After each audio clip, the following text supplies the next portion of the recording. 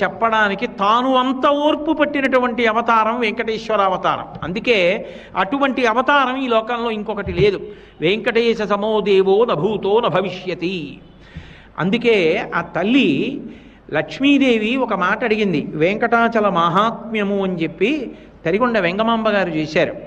అయితే ఒక గ్రంథాన్ని పరిశీలించేటప్పుడు అది ఏ కాలంలో వ్రాయబడింది, ఎంత ప్రాచీనమైన గ్రంథం అన్నది ఎంత అవసరమో, గ్రంథకర్త ఎంత శక్తివంతులు, ఎంత భగవదానుగ్రహ సంపన్నులు అన్నదాన్ని కూడా పరిశీలించవలసి ఉంటుంది.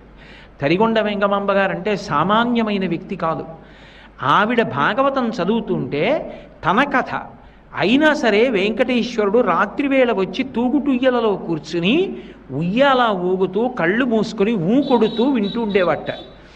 ఆవిడ భాగవతం చెప్తుంటే, ఆవిడ గ్రంథరచన చేసినవి చదువుతుంటే శ్రీవే